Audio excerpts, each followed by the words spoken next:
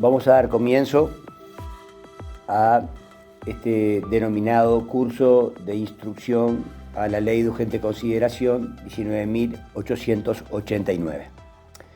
En primer lugar, corresponde agradecer a las autoridades de la Dirección Nacional de la Educación Policial y felicitar, antes que nada, el haber tomado esta iniciativa en hacer llegar esta pequeña guía de introducción, que lo que quiere hacer es que sea una aproximación al interesante estudio de esta nueva ley, que contiene, sin lugar a dudas, tanto en materia penal como procesal penal, como en las normas estrictamente policiales, como se desarrollará ahora, novedades que sin lugar a dudas favorecen o benefician el trabajo policial, en tanto toma elementos de la realidad y plasma en una ley.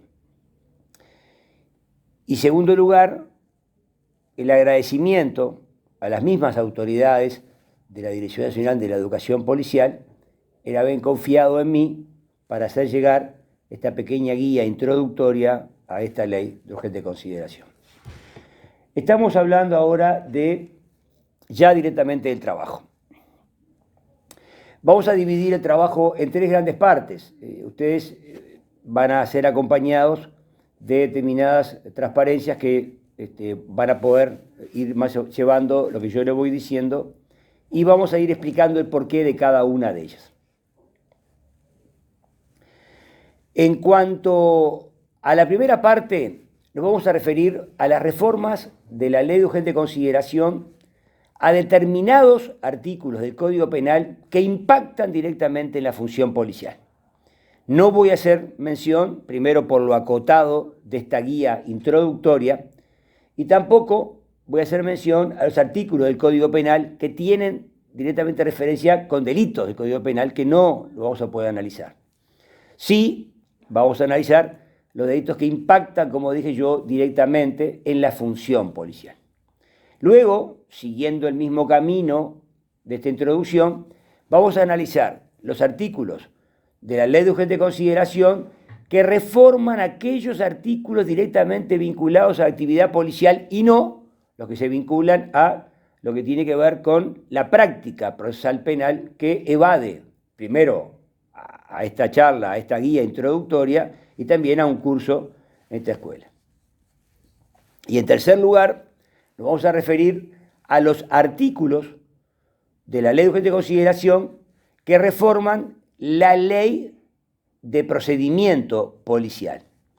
Si bien en primera instancia se había visto la necesidad de hablar también de los artículos que tienen que ver con la Ley Orgánica Policial, entendiendo que esto es una guía introductoria a entender dentro de la función policial, lo dejamos para un poco más adelante, entendiendo que esto es a cuenta de mayor cantidad, y lo que pretende la Dirección Nacional de Educación Policial es acercar, y como tal, este acercamiento implica esta guía introductoria de la materia.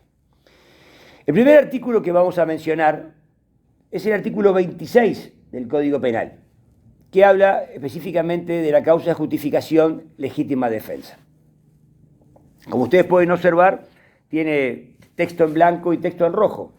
Lo que está en blanco es lo que se mantiene del código vigente, y lo que está en rojo es lo que se le agrega al artículo 26 y que hace que se tome, como el legislador quiso, sin tratar de interpretar al legislador, que la interpretación auténtica pertenece a ellos, pero entendiendo cuál es el mecanismo que se está siguiendo, la ley, como todos sabemos, nuestra ley, tiene determinadas causas por las cuales una persona puede cometer un delito y no ser inculpada por ella.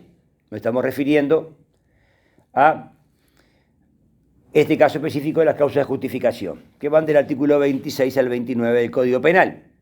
Entendamos que esto es una aproximación a la Ley de Urgente Consideración y no un estudio específicamente de las causas. Pero sí es importante recalcar, y en este momento es importante resaltar, que el artículo 26 ha sido estudiado varias veces desde que entró en vigencia el Código del 34, cuando, por ejemplo, la legítima defensa presunta perdió aquella posibilidad de la nocturnidad y pasó a ser una legítima defensa del hogar todo el día. Pues bien, es importante que no han cambiado los elementos de la legítima defensa, o sea, no ha cambiado lo que es la agresión ilegítima, no ha cambiado la necesidad racional del medio empleado. Lo que sí ha cambiado es el entendimiento que el legislador pone al juez para que entienda cómo es la racionalidad del medio empleado y lo divide en dos grandes partes. Siempre quienes nos hemos dedicado a la docencia explicábamos que la racionalidad del medio empleado debía verse desde el punto de vista del ofendido. Y ahí descartábamos cualquier tipo de evento como la proporcionalidad, lo parecido del elemento utilizado, ese medio para defenderse de ser atacado. La ley específicamente, la ley de urgente consideración, cuando cambia el artículo 26 del Código Penal, específicamente dice que el medio se considerará racional cuando resulte ser una respuesta suficiente y adecuada a fin de conjurar el peligro derivado de la agresión sufrida.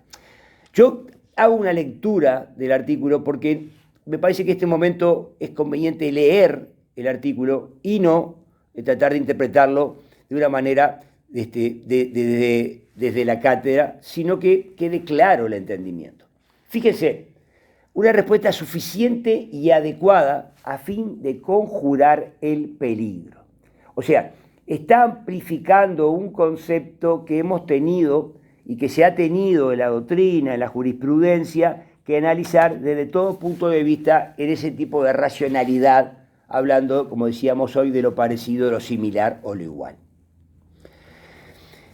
Esto es algo que es claramente especificado, que esto queda en la ley. Y ahora cuando se presente una acción de legítima defensa, o sea, cuando alguien vaya a utilizar la causa de justificación en cuanto a un delito cometido, esto es ley y acá se va a considerar como tal. Pero la segunda parte de la reforma es muy importante y dice que cuando la defensa deba ser ejercida respecto de cualquier derecho de contenido patrimonial, la racionalidad de la que estamos conversando deberá ser apreciada con prescindencia de que haya o no existido, ya hubiera cesado una agresión física a la persona que se defiende. Si se me permite la digresión, entramos en el viejo discurso de los derechos constitucionalmente protegidos, el elencamiento de los mismos y cuál está por encima y cuál está por debajo. Nadie duda que el derecho a la vida es un derecho por antonomasia superior a cualquier otro derecho. Sin vida no hay ejercicio de ningún derecho.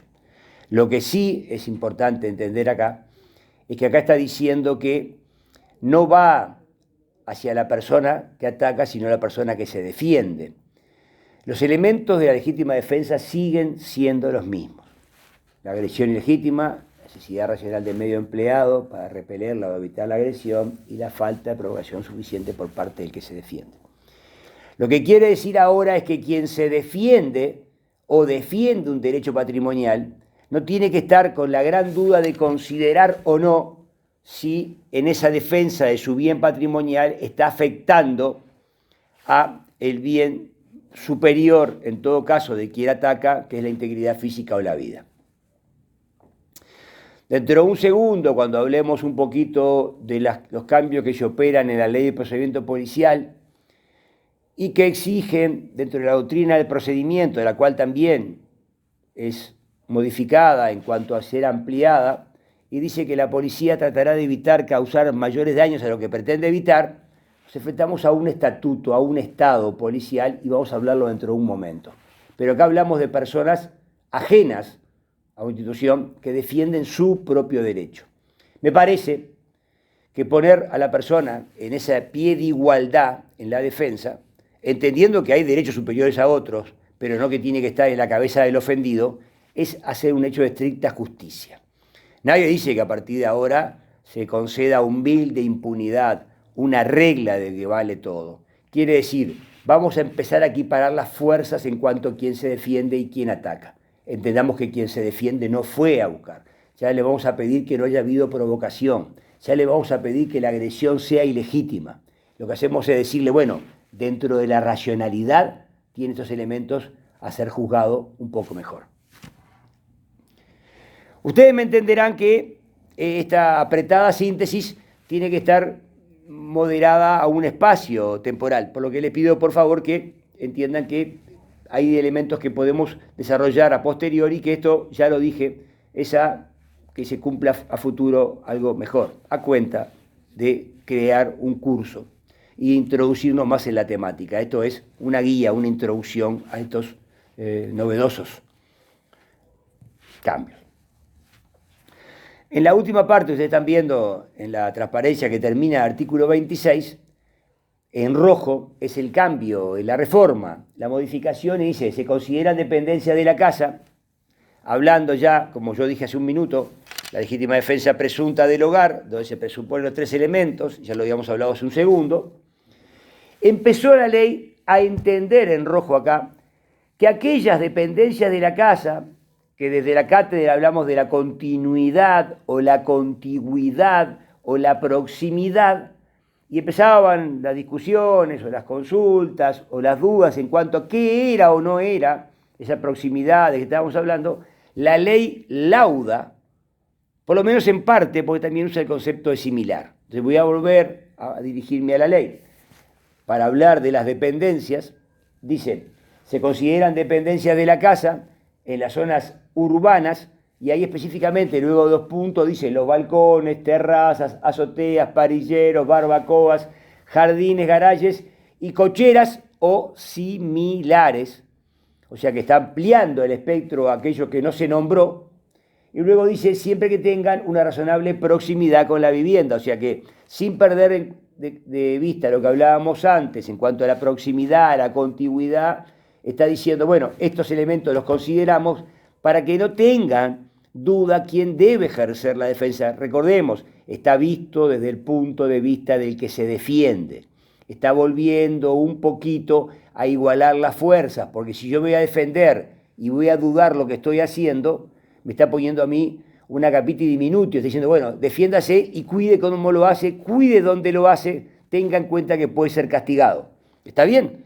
Dije, no hay un bill de impunidad, pero tampoco es una tal desigualdad. Y luego, una excelente modificación del artículo, una ampliación del artículo, no deja sin mirar que no podemos mirar nada más que lo que es urbano o lo que es metropolitano, sino que no podemos ver la otra parte del país, y está perfecto que se considere una gran novedad que debe ser aplaudida, entre otras. Y dice, además, se considerarán dependencias de las casas en zonas suburbanas o rurales, los galpones, las instalaciones o similares, que formen parte de establecimientos siempre que tengan, como dice anterior, una razonable proximidad con la vivienda. O sea, otra vez volvemos a similares, otra vez volvemos a una razonable proximidad. Pero, en realidad, no deja de mirar una realidad que existe, que no solamente tenemos ataques a la propiedad en zonas urbanas, sino que también tenemos ataques a la propiedad en zonas suburbanas y rurales. En esta apretada síntesis vamos a seguir viendo un artículo y dice así: el funcionario del Ministerio del Interior o del Ministerio de Defensa Nacional, que en ocasión o con motivo del cumplimiento de sus funciones repele una agresión física o armada contra él o un tercero, empleando las armas o cualquier otro medio de defensa en forma racional, proporcional y progresiva, en cuanto esto sea posible y en las mismas circunstancias agote previamente los medios disuasivos que tenga a su alcance, sin perjuicio de la prueba en contrario. O sea, se considerará presumida los 3 elementos de la legítima defensa. Ya no hablamos de la dependencia del hogar, sino que hablamos de quién ejerce la legítima defensa, que es el funcionario del Ministerio del Interior o Defensa Nacional. O sea, estamos hablando de policías, hablamos de funcionarios de la Prefectura Nacional Naval o de la Policía Aérea Nacional, o se entiende como policía administrativa. ¿Qué quiere decir acá? Que a los buenos entendedores pocas palabras nos bastan, o sea, está usando muchos conceptos de nuestra ley de procedimiento policial, de lo ya venido desde las consideraciones de la ONU para el personal que ejerce funciones de policía. La progresividad, la racionalidad, recordemos que nosotros agregamos en su momento la moderación. Pero acá es claro que además habla de agotar previamente de los medios disuasivos. La palabra disuasivo ya la conocemos desde el artículo 2 y 3 de la Ley de Procedimiento Policial, cuando hablamos de las atribuciones y hablamos de las fases del accionar policial.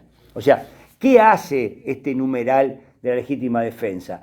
Toma la realidad del trabajo policial, toma conceptos propios de la actividad policial, como lo es de la Ley de Procedimiento Policial, y ya dije el artículo 2, 3, puedo poner el 8, y ahí vamos a llegar a un convencimiento en el cual el policía tiene que actuar con la tranquilidad debida a la función que le es encomendada. Sin robar el tiempo que no lo tengo y sin agotar la paciencia de quienes me están escuchando, no podemos olvidarnos que la Policía Nacional deviene ser la única institución en todo el país, con la excepción que dijimos de las dos otras fuerzas, que está autorizada a hacer uso en exclusiva de la fuerza, los medios de coacción y las armas de fuego. Eso deviene del artículo 168, numeral primero de la Constitución de la República. A quienes me han tenido en alguna aula saben que yo siempre empiezo hablando de la Constitución, y esto no hace más que recoger los principios constitucionales y legales del accionar policial, que se llevan al funcionario del Ministerio de Defensa Nacional por leyes particulares que lo ponen en determinado lugar, o porque en determinada jurisdicción la prefectura tiene competencia y la Policía Aérea Nacional tiene competencia. Y en esta apretada síntesis, vamos al último numeral, que dice que, seguimos en el mismo numeral, aquel que repele el ingreso de personas extrañas con violencias o amenazas en las cosas o en las personas, o con la generación de una situación de peligro para la vida o demás derechos, en un establecimiento de desarrollo de actividad comercial, industrial o agraria, establecidos en el artículo 3 de la Ley 17.777 de 2004. O sea que viene a redondear un concepto de legítima defensa que no podía faltar en una apreciación clara y perfecta de lo que estamos hablando. Yo quisiera terminar acá con legítima defensa porque este resumen se tiene que llevarse a otros artículos que quiero hacer mucha mención, que tiene específicamente previsto con la Ley de Procedimiento Policial y específicamente también con el trabajo policial, me refiero al Código Penal. ¿Está? Voy a referirme nada más que muy claramente al homicidio. Tomé algún numeral para que vean las agravantes muy especiales del homicidio, aquella que lleva al homicidio a 30 años de penitenciaría, y voy específicamente al numeral 9. Una pequeña mención histórica. Recuerden ustedes que en su momento, lo que fue discutido, lo que se ha hablado, y algunas personas pueden haber leído, que yo expliqué, se había creado un agravante especial con respecto a que atentaba contra la vida de un funcionario policial en un artículo 310 bis que por suerte hoy se encuentra derogado, haciéndose plenamente justicia, llevando que la muerte del policía tiene que ser castigada con el delito previsto en el artículo 312 del Código Penal, homicidio muy especialmente agravado, este mismo que acabo de decir, que lleva 30 años de penitenciaría.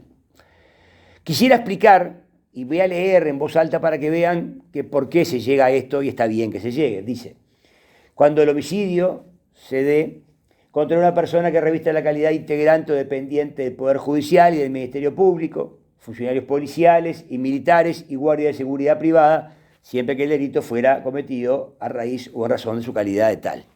Solamente dos menciones voy a hacer. Todos sabemos que esta ley ha pasado por un montón de estudios y han cambiado los textos. Me parece que este concepto está bien, muy bien logrado, porque el texto anterior hablaba de la persona del juez o fiscal, dejando afuera a funcionarios tanto del Poder Judicial, funcionarios del Ministerio Público o la Fiscalía General hoy, e inclusive de la Policía Nacional, que podían estar no incorporados por el simple elemento de decir juez o el simple razón de decir fiscal. El que diga integrante o dependiente implica que hoy todas las personas que trabajan en el Poder Judicial, por supuesto que se haya cometido el delito a raíz o a razón de la calidad de funcionario, me imagino quien intervenga en un procedimiento, aquellos que amenazan o lo que fueran, me refiero a la persona que delinque, tiene que estar incorporado. Acotaba la figura de juez y fiscal, por lo que la ampliación de concepto está muy bien. Está bien que ahí se considera el policía entonces, y acá la novedad ya no es el militar, pues ya habíamos hablado cómo se va incorporando el militar de a poco, sino que también está aquella persona que pone el freno, ya que hablamos de actividad disuasiva, preventiva, ya que hablamos de atribuciones, ya que hablamos de fases de la actividad policial. Ustedes recuerden que el artículo 7º de la Ley Orgánica Policial, el mandato es que el personal de seguridad privada deberán prestar colaboración a la policía. Entonces, está bien que en este caso la seguridad privada también esté incorporada al agravante del 312 del artículo, el inciso 9 de este artículo en cuanto al agravante. ¿Por qué fui rápido? ¿Por qué no quería demorar más? ¿Por qué quería entrar específicamente a estos delitos? Decíamos que queríamos hacer hincapié en estas dos novedades que contiene la Ley de Urgente Consideración en cuanto a el trabajo policial. Vamos a hablar ahora del artículo 173 bis, que viene a formar parte del elenco del delito de desacato y que agrega una figura que no debería estar agregada, pero siguiendo el principio general del artículo 1 del Código Penal, que es delito toda acción o omisión expresamente prevista por la ley penal, siguiendo el principio de legalidad, tiene que estar para que no haya algún elemento que pueda ser no considerado a la hora de determinados delitos. ¿Qué quiero decir? Si existía la duda de que hubiera un vacío legal y que el artículo del desacato no cubriera todo el espectro de la función policial con todo lo que dijimos que ello significaba, este artículo viene a poner claramente en situación de que el policía pueda trabajar en un procedimiento policial con la tranquilidad de que la ley le está dando para desarrollar el mismo. Vuelvo a leer, no existe nada en rojo porque todo el artículo es nuevo. El que al recibir una orden de detención por parte de la autoridad pública ejerciera resistencia física al arresto será castigado. Pero viene la segunda parte muy interesante. Dice, con la misma pena será castigado el que intentara impedir la detención de otra persona oponiendo resistencia física, obstruyendo la acción de la autoridad o facilitará la fuga de quien se va a arrestar. Antes de explicar, leeré el tercer inciso. Si la resistencia de arresto se agrediera o atentara contra la autoridad pública, la pena será diferente. Digamos que ahí pasa a 1 año de penitenciaría más.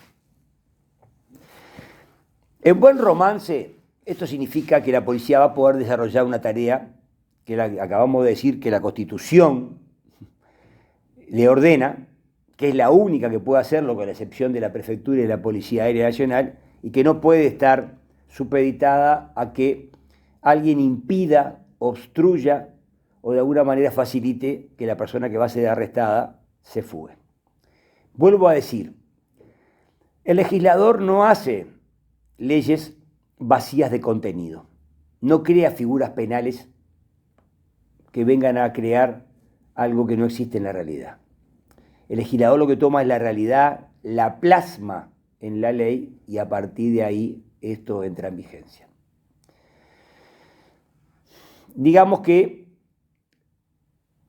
esperemos que este tipo de artículo, el 173 bis y el 153 ter, que voy a hablar enseguida, dejen a la policía una tranquilidad en el accionar policial, que no sea que esté más preocupada la policía por tratar de evitar que se impida el arresto o tratar de evitar que se consiga la fuga, más que dedicarse a la actividad propia y única que es esa.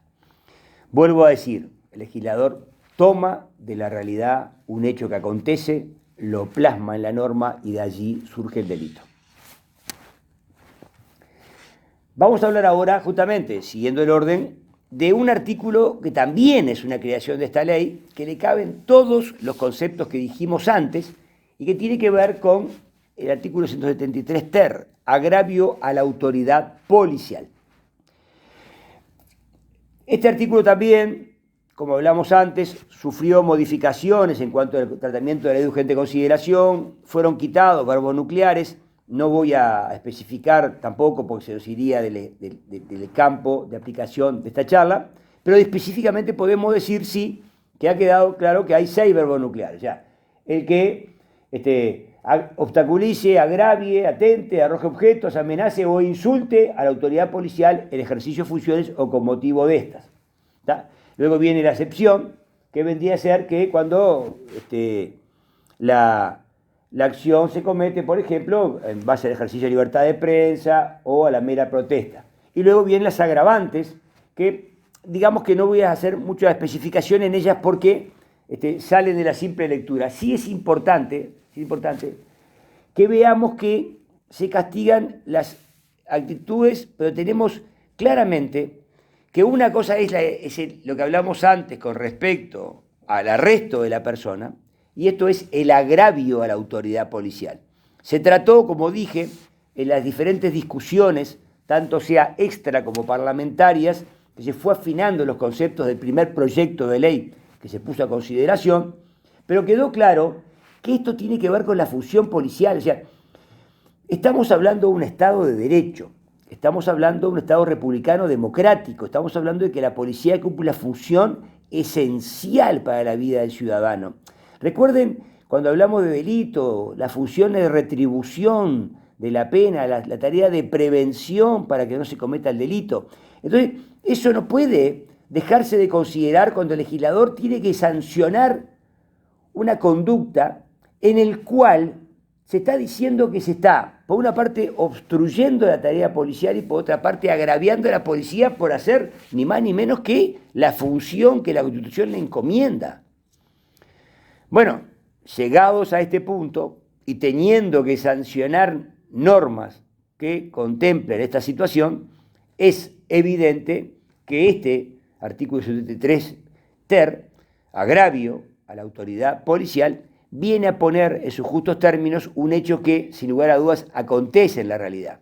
No están lejanos hechos que todos conocemos de la realidad, en donde se impide la detención de una persona, en donde se destrozan móviles policiales, y vamos a verlo ahora más adelante eso. Entonces, el legislador no está inventando figuras que antes no existían, no acaba de importar conductas para decir, bueno, qué buena esta conducta que existe en este país, la voy a poner en el mío. Qué triste es que el legislador tenga que poner este tipo de castigos para conductas que no se debían haber dado. Vamos a ver ahora un artículo que tiene que ver con la receptación. Todos sabemos la discusión que ha habido con la receptación en cuanto al cambio que tiene que ver con el delito, cuando fue creado, la vieja discusión del encubrimiento real y personal, pero hoy ya es otra cosa el artículo 350, ter, la receptación. Tiene que ver con el concepto de qué elemento se recepta y divide en dos partes claramente diferenciados qué elemento se va a receptar. Por una parte, si es un arma o un chaleco antibalas u otro implemento de uso policial. Y la pena mínima son 2 años de penitenciaría. Y otro es muy diferente, la técnica legislativa es clara, si el arma o el chaleco antibalas proviene de la policía, de las Fuerzas Armadas o de Guardia de Seguridad Privada, ese mínimo va a ser aumentado a 3 años de penitenciaría. Nos damos cuenta que no hace falta ampliar el concepto para esta introducción, para esta guía en lo que tiene que ver con derecho penal, sino que otro elemento que es utilizado, primero, como defensa de quien comete un delito para evitar su propio daño físico, y por otra parte, un elemento que es de la autoridad policial que puede ser utilizado no solamente para eso, sino para engañar al particular que va a creer que quien porta ese chaleco proveniente de la policía es un funcionario policial. Huelgan las palabras, es una guía y vamos a entrarnos en el tema con más consideración en próximos momentos. Vamos a analizar el artículo 358 ter ahora, que habla del delito contra la propiedad mueble o inmueble. Fíjense que esto te hablamos nosotros cuando yo hablaba del móvil policial, cuando hablaba del agravio de autoridad policial. Fíjense, el que intencionalmente destruyera, deteriorare o de cualquier manera inutilizar en todo o en parte alguna cosa mueble o inmueble en una dependencia policial o establecimiento o instalación del Instituto Nacional de Rehabilitación será castigado. Es evidente que quien se encuentra en el establecimiento de detención es una persona que está privada de libertad por orden de un juez, se está cumpliendo con una sentencia condenatoria pasada a autoridad de cosa juzgada. No es una aplicación del principio de non bis in idem bajo ningún concepto. Una cosa es estar privado de libertad y otra es destruir establecimiento que está creado para que se cumpla esa pena. El artículo 26, numeral segundo, o inciso 2 de la Constitución de la República, dice que los establecimientos carcelarios son para rehabilitar, para reeducar y para la profilaxis del delito. Si el Estado invierte en tener cárceles o establecimientos de reclusión, llámenle como quiera, y son destruidos por los propios privados de libertad, es evidente que la situación no se puede llevar a cabo si tenemos que tener en cuenta que van a destruir esos bienes. Siguiendo con esta pequeña introducción o guía de la ley de urgente consideración, vamos a analizar el artículo 358 bis, que trata un tema muy importante, no solamente en lo que tiene que ver a qué está destinado lo que va a ser objeto de protección del delito, sino, y mucho más importante todavía, es el costo que tiene para la sociedad en su conjunto. Digamos que cuando se destruye un bien público, se paga con el erario público. Acá hablamos del retiro no autorizado, la destrucción total o parcial de los dispositivos de rastreo, de control electrónico, como sean las pulseras, las tobilleras. Bueno, la ley es muy clara en lo que dice, ¿no, verdad? El castigo es con una pena que tiene que ver con prisión y con una multa o prisión equivalente de 20 URs. Lo importante de todo esto es que el dinero recaudado por la multa va a ser destinado justamente al Ministerio del Interior para que sea a su vez invertido en la compra de esos medios o dispositivos. No quiero hacer mucho hincapié en determinados artículos porque la lectura nos ubica claramente, pero esto también viene a terminar con una situación de características puntuales en el cual otra vez vuelvo a la falta de un artículo específico, a la consideración de que no existía un delito designado en una ley penal, ya sea código o leyes equivalentes, para entender que la persona no era retribuida en lo que estaba realizando en cuanto a la acción que cometía.